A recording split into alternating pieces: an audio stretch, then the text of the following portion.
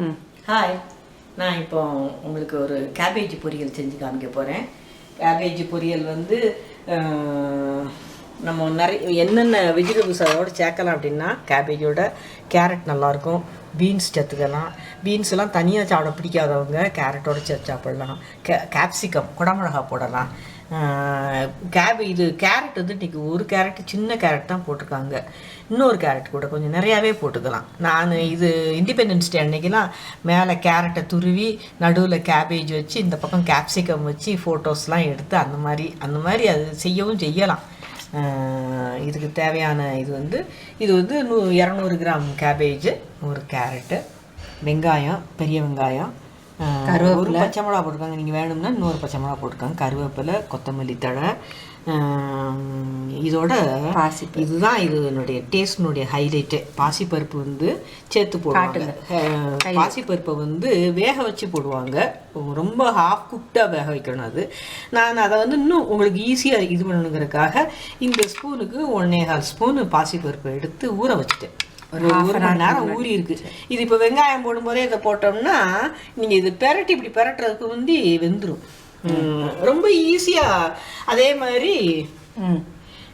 தேங்காய் பூ, தாளிக்கிறதுக்கு கடுகு, உளுத்தம்பருப்பு, உப்பு, எண்ணெய் வந்து சமையல் எண்ணெயே போட்டுக்கலாம். நம்ம எந்த எண்ணெய்னாலும் போட்டுக்கலாம். நல்லெண்ணெய் போடணும்னு விருப்பப்பட்டாலும் போடலாம். சமையல் எண்ணெய், சூரியகாந்தி எண்ணெய் எதுனா கொஞ்சமாக போட்டுக்கோங்க. இந்த வெங்காயம் தாளிக்கணுங்கிறதுனால ஒரு ட்ராப்பு போதும். இது வந்து இந்த வத்த குழம்பு வைக்கிற அன்னைக்கு, சாம்பார் வைக்கிற அன்னைக்கு, இதுக்கு எல்லாத்துக்கும் இந்த முட்டைக்கோசு. முதல்ல சட்டி சூடாயிருச்சு, கடுகு போடுவோம். நான் ரொம்ப கம்மியாக எண்ணெய் போட்டுக்கேன்னு நினைக்கிறேன். வெங்காயம் வதங்குறது கூட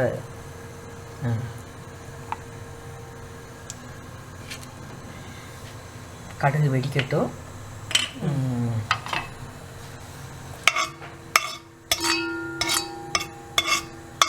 வெறுமனை பருப்பு வச்சு கேபேஜ் பொரிக்கறி, உருளைக்கிழங்கு பொரிக்கறி அதெல்லாம் வச்சு சாப்பிடலாம்.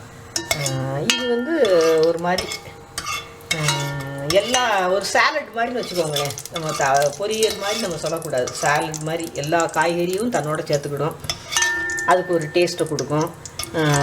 எல்லா குழம்போடையும் இது வந்து வச்சு சாப்பிடலாம், நல்லாயிருக்கும். வாரத்துக்கு ஒரு நாள் கேபேஜ் வச்சு சாப்பிட்றது வந்து ஹெல்த்துக்கு நல்லது. எனக்கு இதில் என்னென்ன விட்டமின்ஸ் இருக்குது, இது என்னென்ன இதுக்கு நல்லாயிருக்கும், சரியாக இருக்கும் அப்படின்னு எனக்கு சொல்ல தெரியல. அது இப்போ நிறைய சேனல்ஸில் இருக்குது, பார்க்குறீங்கன்னா கேபேஜ் வந்து ரொம்ப நல்லது அப்படின்னு சொல்லுவாங்க. சாப்பிட்றதுக்கும் டேஸ்ட்டாக செஞ்சிட்டோம்னா எல்லாமே நல்லாயிருக்கும். உளுத்தம்பருப்பு போட்டிருக்கேன். நான் இந்த தடவை வந்து நிறைய பிள்ளைங்களுக்கு வெஜிடபிள்ஸ் நிறைய செஞ்சு காமிக்கணுங்கிறது தான் என்னுடைய இதாக இருந்தது. வெஜிடபிள்ஸ் எவ்வளோ ஈஸியாக குக் பண்ணலாம் அப்படிங்கிறது வந்து நீங்கள் பார்த்தாலே தெரிஞ்சு போயிடும். இது நம்ம நான்வெஜ்ஜுக்குனாலும் அந்த சிக்கனோ மட்டனோ வேகிற வரைக்கும் வெயிட் பண்ணணும்.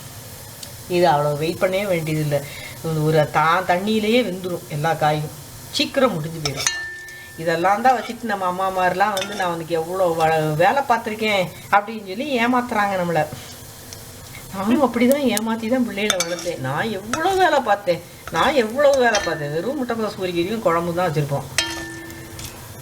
சொல்லி அவ்வளோ ஈஸியாக வேலையை முடிக்கும். இது சாப்பிட்டு ஒரு கீரை ஒன்று சாப்பிட்டு வாரத்தில் 2 நாள் ஹெல்த்தியாக சாப்பிட்டிங்கன்னா நம்மளை எந்த நோய் பக்கத்தில் வரும்.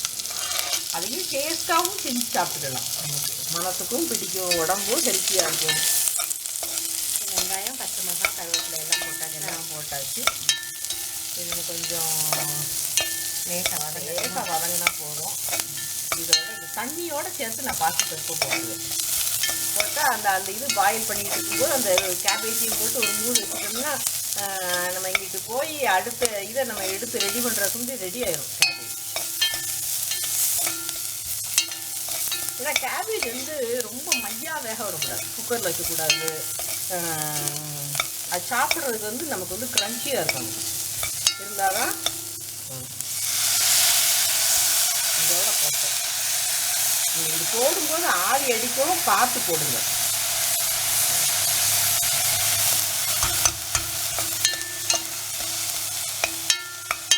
தண்ணி சேர்த்து போட்டுக்கோங்கள. இப்போ கேபேஜையும் கேபேஜையும் போட்டுட்டு சிம்மில் வச்சு இந்த இதை வச்சு மூடிடுவோம். இது வந்து முட்டைக்கோஸ் வந்து ரொம்ப இலசாக இருக்குது, அதனால இது வெந்துடும். இதே இது இன்னும் கொஞ்சம் கூட திக்காக இருக்குதுன்னு வச்சுக்கோங்க, அப்போ லேசாக தண்ணி தெளிச்சுக்கிடலாம் நம்ம. இப்போ இதை போட்டிருக்கேன், சிம்மில் வச்சுட்டேன்.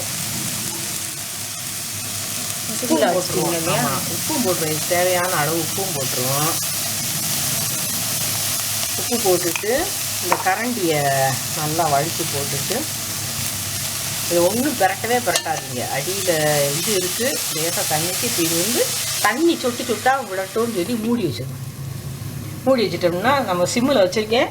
தண்ணிங்க பார்த்திங்களா இப்போ வேர்க்க ஆரம்பிச்சிட்டு சொட்டு சொட்டாக வடிஞ்சு அந்த பாசிப்பருப்பு கேபேஜு எல்லாம் நம்ம எவ்வளவு தேவையான அளவு வேகணுமோ அந்த அளவுக்கு இருந்திருக்கா வேர்த்து சொட்டு சொட்டாக விழுந்து அது ஒரு வேக்காடை கொடுக்கும். இப்போ வந்து நம்ம பிரட்டி விடுவோம். இந்த தண்ணியே அப்போ கொஞ்சம் சூடு ஹையில் இருக்கிறதுனால லவ் கொடுப்போம்.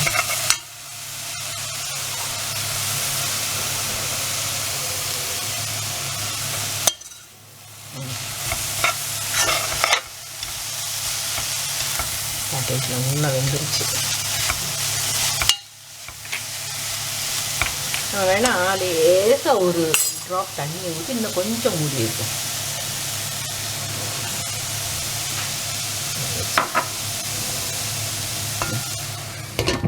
இப்போ முடிஞ்சிருச்சு.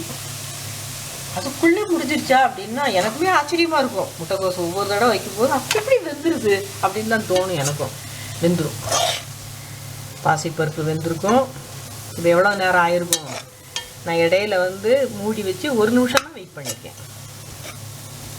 தண்ணி கிடையாது, நல்லா போலான்னு வந்துருச்சு. இப்போ சாப்பிட்டு பாருங்கள். இது காரம் இறங்கியிருக்கும், உப்பு சேர்ந்துருக்கும், கேரட் வெந்திருக்கும், பாசிப்பருப்பு வெந்திருக்கும்.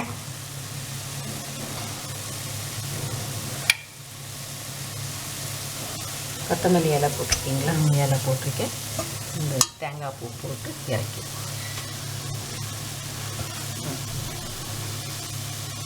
கலங்க.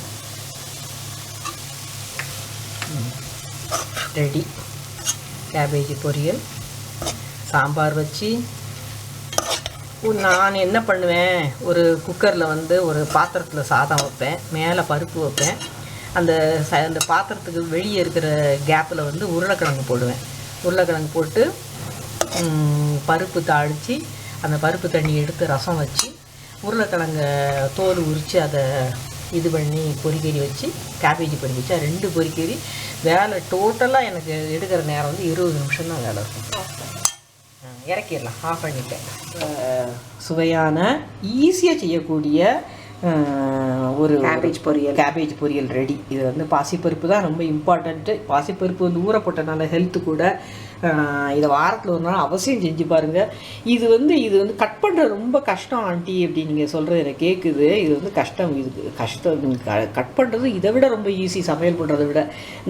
இது இருக்குது பார்த்தீங்களா, இதை வச்சு இப்படியே இழுத்தனாலே அப்படி அப்படியே நூல் மாதிரி வரும்.